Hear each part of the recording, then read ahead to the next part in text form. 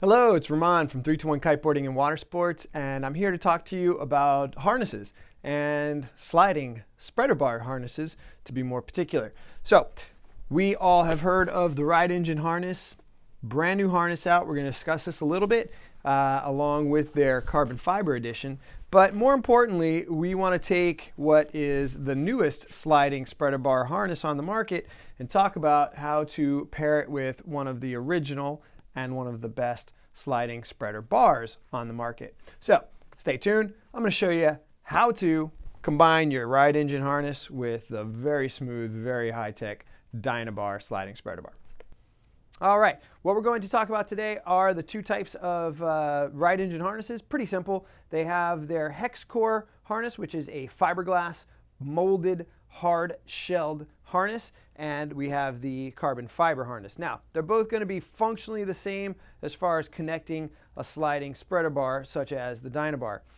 Ride Engine comes with two options for you. You get the harness as a standalone, and then you have a sliding rope, and then you also have a fixed hook. Fixed hook is great for just about everybody, works really well. And this is the sliding rope. So the theory is you're supposed to just take your chicken loop, detach your chicken loop, attach it to there, and that will slide along there. We're going to go over in depth a little bit more why that's not necessarily always the best way to do it. But that's how they come. I'm going to show you some tips and tricks on how to actually mod this, so it's going to be a lot better for you, safer, and going to last a lot longer. We'll get into that in the next video.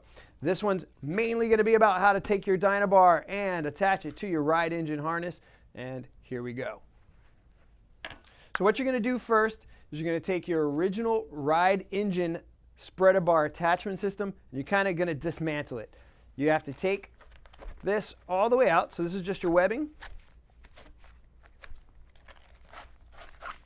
And then Ride Engine puts kind of a rubber tubing around here. Now, you're definitely going to have to get a little bit muscular, but in effect, you're going to slide this off both sides of the harness, okay? Can't really do it by hand.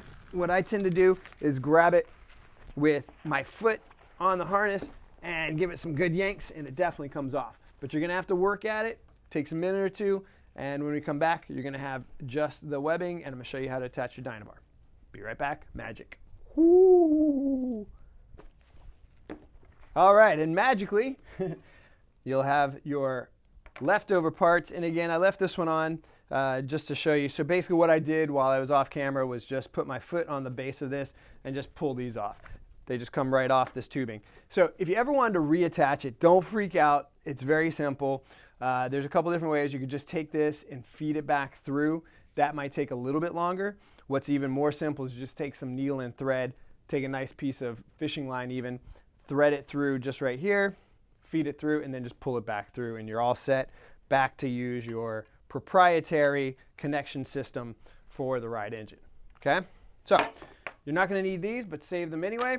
So now you're going to be left with what is essentially two very simple straps. So your Dynabar came with two belt adapters if you have the brand new V8XW. If you have the V8XT, you may have ordered some attachments. So there's some that come from JSTOR, and there's some that are more like your Dakine Eclipse, so you can use those as well. So if you have a Dakine harness and you want to use those, go for it. All you're going to do is thread this. So I'm going to use both types. I'm going to use the JSTOR one, and this is the newest JSTOR, so Dynabar, one that, again, that's more like a Dakine clip. You're simply going to take your webbing and run it through, just like you normally would. I like to go a little elaborate with it. Go down, around, back up. And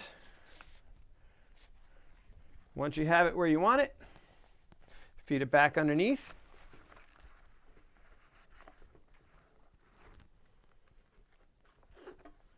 Through here.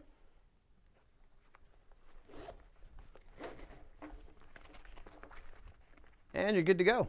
There you go.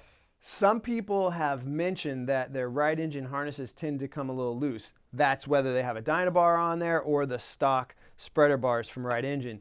Here's a really neat trick. So once you have your bottom buckle adjusted, you're going to make sure that you take your excess webbing and you're going to feed it back through that last loop, pull it tight, and then you can stuff all of your webbing into their belt garage here.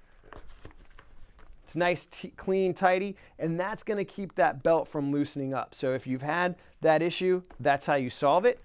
So there's number one down. So with the Dynabar, now you can simply hook it in, and there's your quick release. Okay? I'm going to do a little bit more in depth on this other one, so come in a little bit closer. Come in a little closer now, and I'm going to show you how to do the second side. So now here's the other side. We're going to just really assemble it the same exact way. What I want to show you is the single belt adapter. This is meant for those wider belts, but you can still use it with the ride engine if this is all you have. Remember, this one is for a dual belt system or a single belt system. So we like to supply those with the newest ones. But again, if you have these and that's all you've got laying around, go ahead, use it, it'll work. So you're going to take your line, put it in, put it around. Now, some people will run it underneath, some will run it over. So if you like to run it over, then all you're going to do is run it over and down. The theory there is that the pressure will hold once it pulls, but I tend to see that it works best both ways. Works the same both ways. You're going to feed this back through here. Make sure you have no twists and everything sits nice and flat.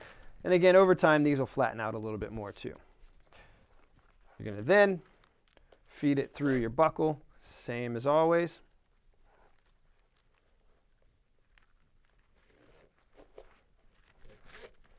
Pull it as tight as you need. And then again, secure it by putting it back through the very back of the buckle. Pulling it tightly again. That locks it in place and keeps it. You may have to adjust it once you put the spreader bar on itself. And then tuck your excess into the webbing holder back here for a nice clean look. Now, you've got both of your attachments on, so both of your belt adapters are now on.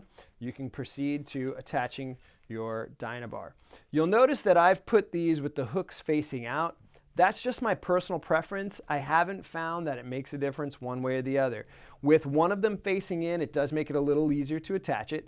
So you may want to face one of them in, one of them out, both of them in, both of them out. Hey, write to me. Tell me which one works better for you. But for the purposes of this video, I'm going to show you. Then you attach one side, pretty easy. Take the other one, and same thing. Attach that, and you're good to go. So your Dynabar is now attached to your ride engine harness. You're ready to go shred it up on the waves. This is the 11-inch Dynabar. They do come in two sizes, but the 11-inch is by far the most popular. Fits almost 99.9% of all the riders out there.